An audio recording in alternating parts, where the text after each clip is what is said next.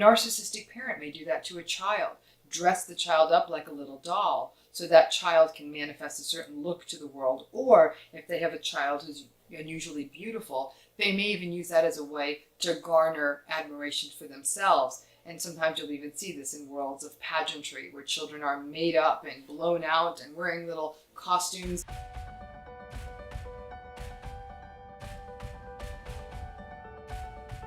Today I'm going to put it to you as a riddle, which is, what part of the face do you think research has shown is a giveaway on narcissism? Give it a shot. Drop it down below. Obviously, if you drop it down below, you're going to see other people might have already gotten the right answer because they watched it. But just think about it at least. So let's talk about that right now. Because as you can imagine, sort of because I care so much about this topic, and I'm actually a professor and an academic by training, I read everything I can get my hands on about narcissism, particularly the science and the scholarship about it, so I can stay on top of the science to be the best therapist possible, to bring the best information to all of you. Now, every so often, I read an article that actually surprises me and may potentially be useful for other people. This one did more of the surprising. I don't know if it's going to be useful to you, but I think it's worth talking about it because it was so unusual that it caught my attention. This study was conducted by researchers named, I'm going to hopefully say their names right, Yacomin and Rule, who are at the University of Toronto. In very simple terms, what they found was that you may be able to identify grandiose narcissism on the basis of, wait for it, eyebrows. Yes, eyebrows. The researchers actually used an interesting kind of research or experimental design to figure this out. They gave people, they had brought some people together and they had them fill out a questionnaire. And that questionnaire is designed to measure more grandiose narcissism. The test is called the Narcissistic Personality Inventory. And then they also took pictures of their faces.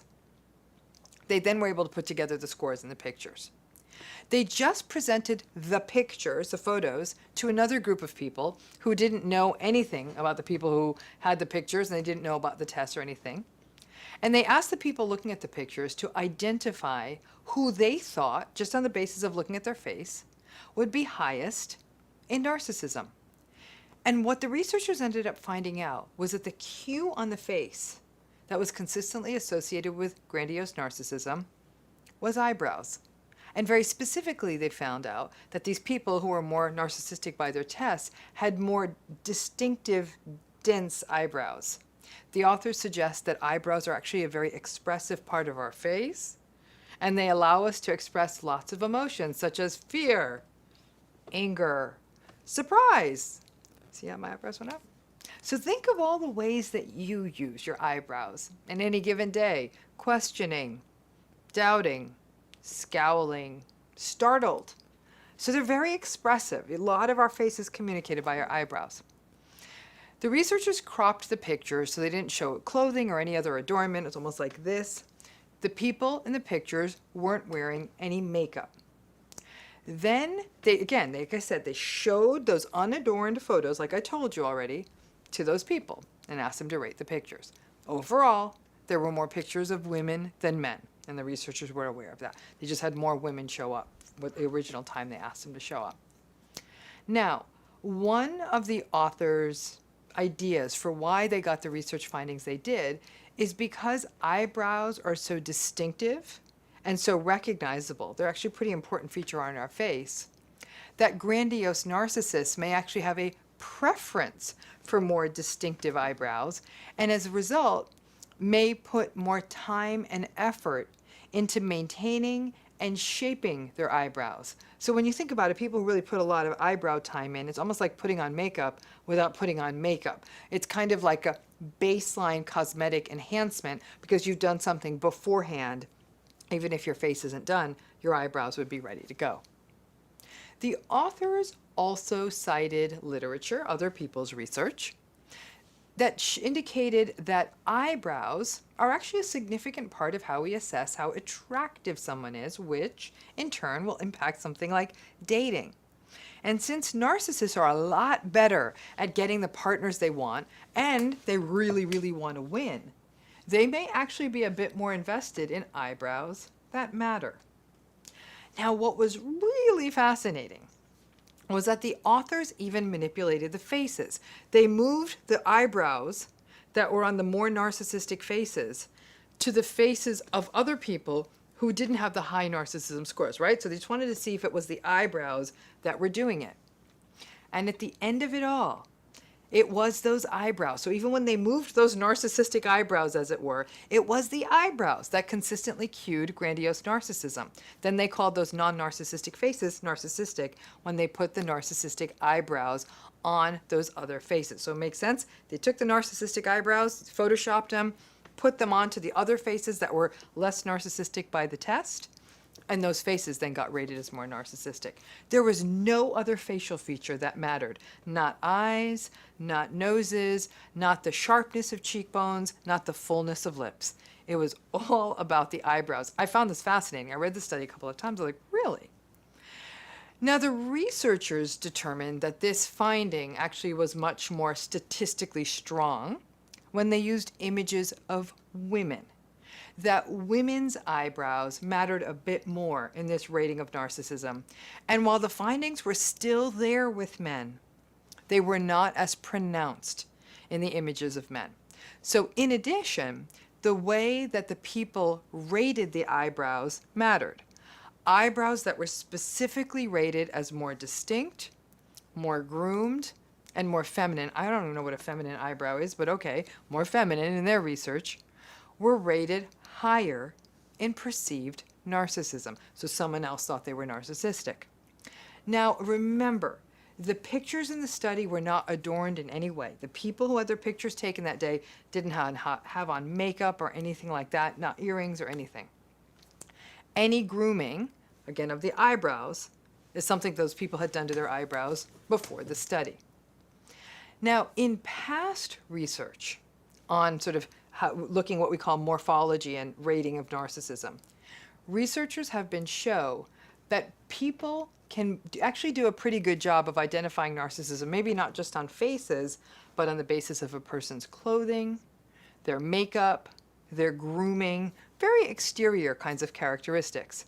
The researchers in this study were really highlighting their finding that even in the absence of all that makeup and hairdos and all that, just the eyebrows were a significant cue signaling perceived narcissism.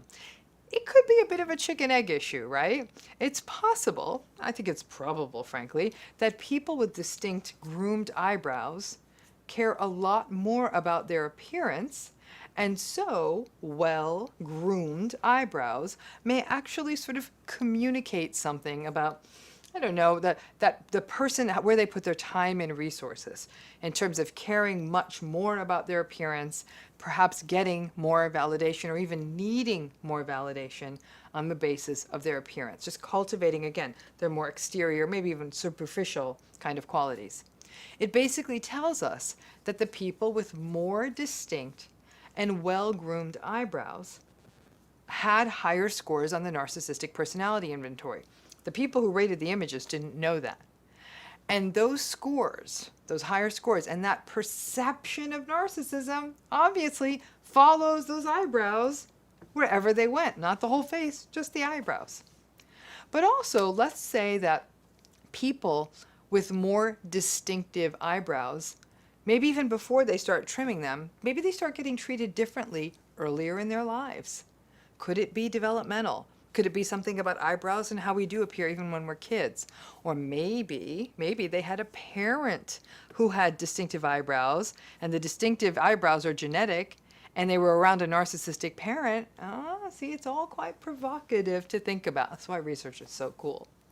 This study jumped out at me, not because I want you to all start going gray rock with strangers on the basis of their eyebrows, but rather, it actually, to me, was an interesting wake-up call. How much even researchers in research labs are working to help us figure out how we can identify narcissism in a stranger or in a new person as quickly as possible, because it is doing so much harm to so many of us. The authors of this study do point out the idea that narcissists are often more attractive, and research has shown that, so they draw people in, but then they tend to mistreat people pretty soon after they pull them in. So perhaps those distinctive eyebrows are what draw someone in, but maybe those distinctive eyebrows are two little red flags that are sitting above their eyes saying, maybe you should have paid attention sooner. Now, obviously, these researchers are doing very preliminary research. Please don't go off yelling at some random person because they have great, distinctive, or well-groomed or dense eyebrows. But do take note that narcissism is causing enough of a challenge in lives all over the world, like I said, that researchers are actually putting in the time and effort to actually help us figure out how to identify them sooner before they're fully insinuated into our lives. Now we just need someone to do the research to help us figure out a way to stop people from justifying gaslighting. Now this is actually sort of an interesting kind of observational video for both those of you who are experiencing the toxic effects of a narcissistic personality in your life, and frankly for the narcissists themselves. I hope that you can learn from this one. It's really as simple as eye contact. Now, I'm going to own it. I noticed this while I was watching a particularly world-famous, rather difficult world leader over a course of some news broadcasts in the United States. And whenever he says something particularly awful or contemptuous of other people, he never looks at the person he is saying it to. He just sort of looks into space while he's saying it, like, I don't know what you're saying, I'm totally fine, and they're not looking at you. So then I dusted off all my old notes, and I really started paying attention to everyday people. Let's forget world leaders. Everyday people. And there it was. Narcissistic parents speaking to their kids. Narcissistic partners talking to their partners. Narcissistic friends, bosses, you name it. All doing the same thing. This is usually how it goes down. You're talking to them and things may escalate. So you say, hey, I'm wondering if we could talk about that issue that keeps coming up. I know we need to sit down and talk about it. I really think it's time. And I know you said we could finally set the time aside. You're a narcissist. It's not important. Why do you keep bringing it up? They're still looking at you. You say, come on. You promised me you'd talk about it today. We set this time aside. It's really important to you. And important to me. The narcissist says, why are you making such a big deal out of this? The narcissist is still making eye contact. You say, listen, it's important to me. I set aside the time. You promised me this time. I want us to talk about this issue. The narcissist then, you're crazy. I never said I would talk to you about this. Now they've broken eye contact. Okay? Now, it's interesting, because one thing that the literature does say about lying, and any of you who are poker players might know this, is that liars often don't make eye contact. It's a very subtle tell. But unless you're a psychopath or a real career liar, making eye contact while you're lying is tough. Your nervous system almost doesn't let you do it. Well, with the narcissists out there, when they start to get uncomfortable in a conversation and their egos are threatened or they're fearful, they often break eye contact. Now, this is unlike those psychopaths. Now, psychopaths can enter their fights stress-free and they will look you in the eye in any conflict. The narcissist doesn't have that ability. Remember, narcissism at its core is a rather cowardly personality style. There's a rather pathetic sort of underbelly to narcissism. So even though they are bullies and they tend to be oppressive and they're very contemptuous and dismissive and mean, they are actually quite fear-driven. They are very afraid of how people see them, and do they not see them well? They're afraid of their own shame. They're afraid of their own vulnerabilities. They're just afraid. They're fearful people. And when that fear starts bubbling up in them, especially when they are cornered, you will see that they stop engaging in eye contact. This may also start exactly when their comments ramp up and get more mean, more disrespectful, and even in that teeny, teeny, tiny little space in their brains that contains that teeny, tiny little bit of self-reflection they have, many times they know they've gone a bridge too far, and so they look away and they just sort of say their contemptuous statement, but they're looking off like I am now. The looking away can happen at other times. You're having an important conversation and they keep looking at the television or they look at some point in the distance. It's hard. It is hard to look at someone right in the face when you're talking about something important. It can be overwhelming. When you look at someone square in the face, it forces you to account for the other person's feelings and emotions because they're right there. There's nothing else to notice but their emotions. Now, narcissistic folks do not want your potentially shame-inducing feelings in their face. It's too settling for them to see that much emotion, so they often just look away. Now, keep in mind, I don't mean the sort of far away look that a person gets when they're being thoughtful. I mean the not looking you in the eye when they are saying something outlandish, something confrontational, something mean, gaslighting, or invalidating, and that they specifically, those are the times when they don't take you face on. At times, when the narcissist starts on their spoiled child behavior, I don't have to do that. You can't make me do that. They're oppositional nonsense. At those times, they may also sometimes look away. I don't need to do that. It's like it's too silly to look you in the face. I remember once very, very clearly remember this, working with a sleazy real estate agent sales type person, classical salesperson. This person happened to be very arrogant, contemptuous, narcissistic. It was just he was a dreadful human being. I was asking him some questions and needed some answers to move forward on something. He didn't want to compromise on his deal. And his tactic was to lay down a gauntlet, criticize other people, criticize me for not knowing enough, criticize everyone in the real estate business, and then he'd look away after he made his pronouncement. He doesn't know what he's talking about. You're going to need to make a decision. And the dude's not looking at me. And so he's like, just always, he doesn't know what he's looking at. And so I'm here and he's looking off to there. But he'd look away the entire time. And I found it very unsettling. So I'm trying to do business with this person. I remember it so well, and it was a very long time ago. I wasn't sure if he did that all the time and whether he did it because he wasn't sure about what he was saying or why he was doing it. But it was really uncomfortable and very unsettling, and something he would go on to do several more times over the course of that day while I was talking to this person. But he'd really only do it when his sort of confrontational, icky stuff would come up. The narcissist's inability to make eye contact is really reflective of two key themes: fear and contempt. They don't have the chops to look you in the face when they say something uncomfortable. They also don't value you enough to look you in the face when they say something important, whether it's uncomfortable or not, especially when you're saying something uncomfortable. They just won't look you in the face at critical times. If you've noticed this eye contact issue in your relationship, it's not you losing your mind. A lot of people will say, what is this? It's really a thing. And frankly, this eye contact issue is often an early tell in a narcissistic relationship. If you notice them breaking eye contact when they're talking about things that you may have raised that are uncomfortable, them being late or something like that, pay attention. It may be anxiety, but if it's only anxiety and that's the reason they break eye contact, they'll warmly acknowledge it and they'll probably address it. If it's narcissism, they won't acknowledge it and they'll snap back at you. I often get the question, like, what are those simple little things that are red flags early on in a relationship? And eye contact, the way narcissists can't keep it at important moments or at painful moments, and it's a ringer. And no, it's not you, it's them.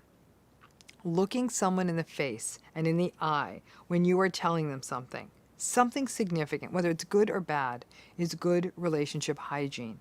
It's a coward's move to say, really important things, the big ticket stuff that gets said in a relationship, and not look at you in the eye. But like I said, this was one of the strange patterns. I saw this one person do it, and then I really started paying attention to it.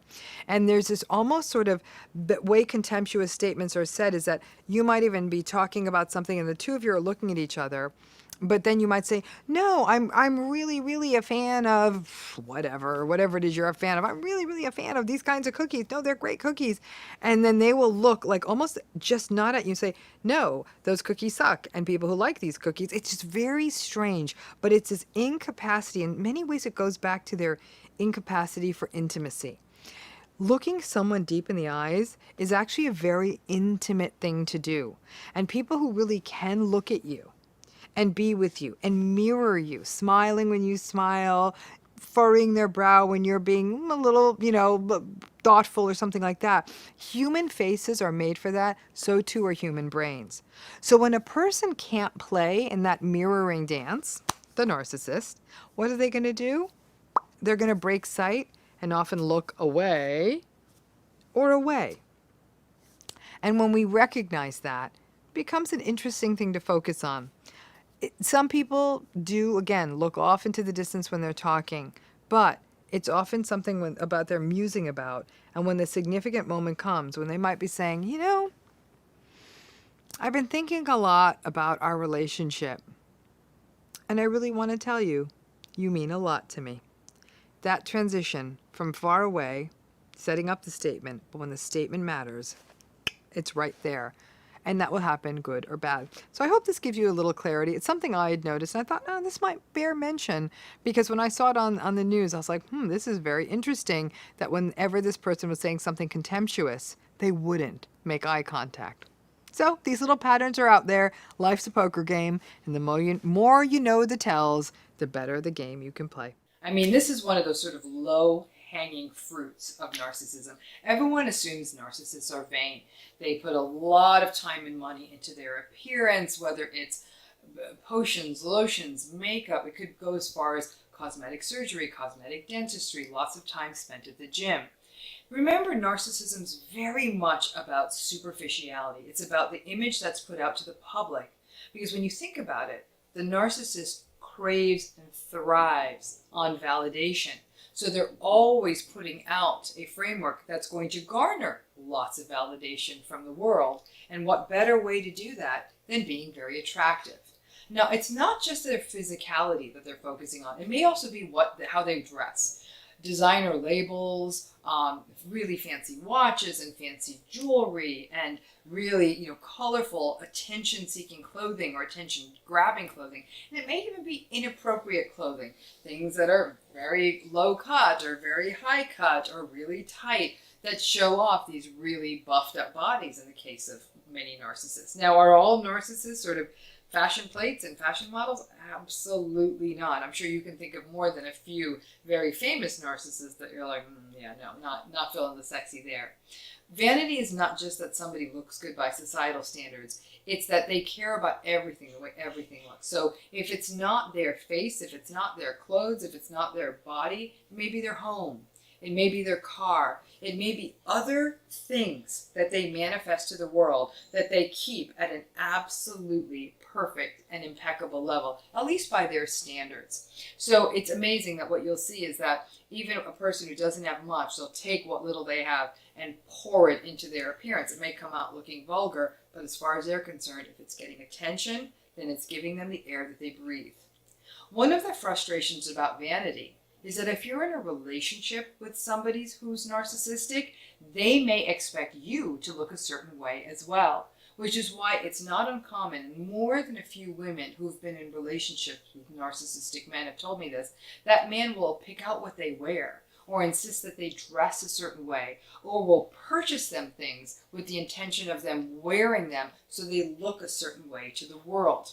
A narcissistic parent may do that to a child, dress the child up like a little doll so that child can manifest a certain look to the world. Or if they have a child who's unusually beautiful, they may even use that as a way to garner admiration for themselves. And sometimes you'll even see this in worlds of pageantry where children are made up and blown out and wearing little costumes so that they can be in beauty pageants or other kinds of contests that draw attention only to that child's appearance. So when you're in a relationship, whether it's a familial relationship, an intimate relationship, that vanity can spread to you. And if you don't look a certain way, don't be surprised if that partner suggests even more heavy-handed stuff. It's not unusual, for example, for a narcissistic guy to suggest to a female partner, hey babe, maybe you want to get a new rack or something like that. And before you know it, he's offering to share the cost or split the cost of you getting new breasts or other parts of your body or face. And this is certainly not limited to heterosexual relationships. Many in lesbian couples, in gay couples, again, a focus on looking a certain way, dressing a certain way, choosing a partner on that basis. Those are the kinds of those are the kinds of issues that vanity will pull for, whether these are regardless of the nature of the relationship. And this can happen at any age. This is not just a young person's game.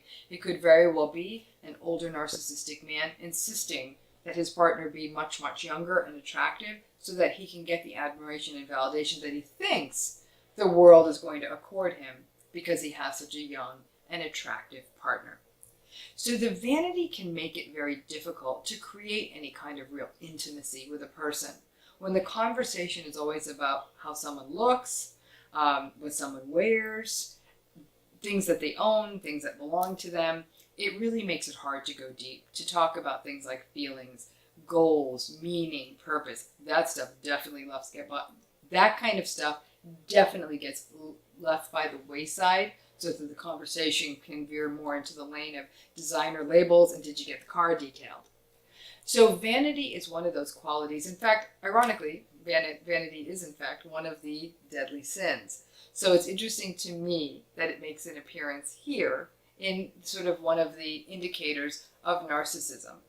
It's something that can feel really kind of gross in a relationship, but it's also something that you can miss early on. In the early phases of a relationship, particularly if you're being love bombed, it's not unusual to get lost in the vanity of it all. Your partner looks so handsome. It's fun. It's fun to get dressed up and go out on a date. It can be exciting to have somebody give you gifts in the form of new clothing or new jewelry. And it can take a minute before you realize that what's happening is that this relationship is more about what's Instagrammable than what's actually happening in the relationship. Vanity plays beautifully on social media and in other places you might post images or videos of your relationship. Where vanity doesn't play well is when emotional needs need to be met, when real things start happening in a relationship, and when you want to start having conversations of depth and purpose. It's a real problem because the fact is, the literature shows us that the narcissist usually gets the girl or the guy. They are incredibly charming. They're incredibly charismatic. They can often be quite sexy. In fact, the prevailing lore is that narcissists are really good in bed, probably because they're such great showmen and showwomen. But they can be very seductive. When they want something, they can bring a laser focus to the whole situation. It's almost as though they're studying you, downloading every fact they'll need to know. And they can work with that to really win you over. They often take very good care of themselves, so they can be quite attractive, and at least they can be very compelling, even if they're not traditionally handsome or beautiful or sexy. There's something incredibly compelling. They do tend to draw most of the attention in a room just because of that confidence that many, many narcissists, particularly sort of grandiose narcissists, tend to put out there. Because they're so seductive, it's really easy to get drawn in with them, that people want to spend time with them. You almost feel lucky that they are paying attention to you. And they're really, really good at sort of playing hard to get, at getting people to say, are they into me? Are they not? They'll respond, but they won't respond that quick. And when they finally do, you're so excited. And then they'll slowly get into love bombing. It's seductive, and that seductiveness can be their appearance, it can be their behavior, it can be what they do, it can be how they look, how they talk. So many things can make them seductive as partners, but the challenge then becomes that seductiveness draws you in and can often blind you to other patterns in that person. Things like the lack of empathy, or maybe the dismissiveness, or not really looking at you when you speak, or being contemptuous of other groups of people. You might make excuses for them so you can be near all of that seductiveness. Interestingly, if you grow up with a parent who's at all seductive, it may be more that they're compelling to other people. Maybe they're just a downright flirt. It can be an interesting dynamic to watch because maybe they're able to turn it on for some people, but not for you as their own child. If you're with a seductive narcissist, you will realize that the very thing that captured you kind of captures other people too. And people will often say it can be a little bit uncomfortable to be with them because I know how that magic works. I fell under it. And they don't stop just after they get you. They keep going. They need that attention. That seductiveness is like a peacock's feathers. It draws people in. You might have friends who are seductive narcissists, and you can see how that works. They often do draw all the attention to themselves, which can sometimes not bother you, but sometimes it can be a little bit uncomfortable that that's what they always sort of need. In addition, in the workplace, you may work with a seductive narcissist, and it can be actually a little bit destabilizing if they're using that seductiveness to draw in maybe the favor of a boss or a supervisor or clients so that they end up being regarded better in the workplace, or at least as somebody who gets things done for very inappropriate reasons. It can also be very uncomfortable if you have a boss who's a seductive narcissist. Your boss may be someone who's very used to using those seductive abilities and may be trying to draw you in a way that feels like it reflects poor boundaries. It can make you feel very uncomfortable. Seductiveness is something that narcissists develop over a lifetime. They realize it's a part of them that really works and works well. It draws people in. It guarantees narcissistic supply. It allows them to feel a little bit more secure when their baseline is to feel very insecure. It gets them attention. It gets them validation. And it allows them to maintain that outer shell of grandiosity and entitlement. It can be very disarming if you're their partner. It can be fun as can be in the early phases of a relationship. I often say it's a bit like a cupcake, this whole seductive narcissist thing. Have some fun with it, eat the top off, but before you get to the cupcake stump, you might want to get out. It's one of the most enticing and frustrating elements of narcissists.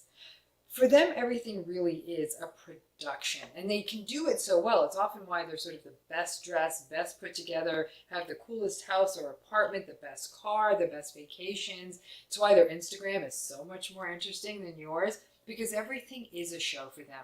And that can all be quite engaging if you're going to the house for a party, or maybe going out with them for a night, or maybe even going on vacation. But when it comes to the brass tacks and the day-to-day of a close relationship or a friendship or someone who's in your family, it can get really tiresome when you feel like everything is really just being done for the cameras or for a postable moment, or just they do things merely to share them with the world and there's no real meaning to it. When everything's a show, it really plays on that narcissistic quality of superficiality, that everything's very much at the surface. Now, they do it well at the surface, but it really is at the surface. And this whole idea of putting on a show all the time can make people very excited to date them, very excited to be their friends, or even be in proximity to them. But when that time comes, when you need the deep connective tissue of a real relationship, stress happens, life happens, a loss, an illness, just something meaningful you want to share. It's still party time. It's all lots of excitement and hey, look at me. And oh, this isn't a very postable moment, feelings, schmealings kind of thing. They're just not that down with it. And I think it can get very frustrating. For example, if you're the child of a narcissist and you had those parents where everything was a show, it meant that your Christmas card was perfect. Your holidays were often just so, and there were lots of lovely traditions, and the house was decorated, and maybe that you went on great vacations, or just did all this really cool stuff together, but that somehow there wasn't that closeness, that emotional connection that you wanted in that family. And everyone would say, gosh, you're so lucky, your family's so together, it looks like everything you're doing is so much fun. And sometimes you could even feel guilty if you come from that kind of family, because they'll feel like, wow, everything really does look good to the world, but it actually feels somewhat impoverished to be part of this family or to be part of this relationship. It's very easy to get tricked when people put on a big show. It makes you feel like you're part of something special. And for that moment, feeling special because you're at the right party or they buy you the right gift. And that's actually one of those signature characteristics of a narcissist. They often do go through a lot of hoop jumping and a lot of bells and whistles to get you that perfect gift that's gift wrapped just so. Who doesn't like to get a present? And it'll all feel so good. You'll open it, you'll say, oh my gosh, like, how did you know this is exactly what I wanted? Or it'll just be a really high-end gift you wouldn't buy for yourself. Then there can be some guilt because you might almost feel like, yeah, this is a really great gift, but God, I'm not really enjoying this friendship. And if I had $1 for every person who said to me, I felt really guilty even thinking about leaving a relationship because they kind of got it right. The gifts were really over the top. We had all of these really amazing experiences. Yeah, because everything's a show. The concept of everything being a show in narcissism is very much related to that idea of superficiality and shallowness, of things not going deep and putting down deep emotional roots, the real stuff of a relationship. But it can really turn our heads, especially in the early phase of a relationship. And we may forgive a lot of stuff that actually in the long term is not that forgivable and stay at the table longer than we should. So while it can be fun to be part of something that's a big show and exciting and cool to be at, treat it like it is. It is just a short-term superficial experience. Don't confuse that with the long-term stuff that makes a healthy relationship. That's where narcissism can get confusing. And so many people say, how the heck did I get myself into this mess? When people start dismantling it and doing the post-mortem on a relationship or reflecting back on their childhoods that were riddled with guilt, they realize that they fell for this idea that the excitement of being in this sort of lavish, Instagrammable relationship, as it were, ended up actually being a rather empty experience, which is where lots of relationships with narcissistic people end up and how they feel.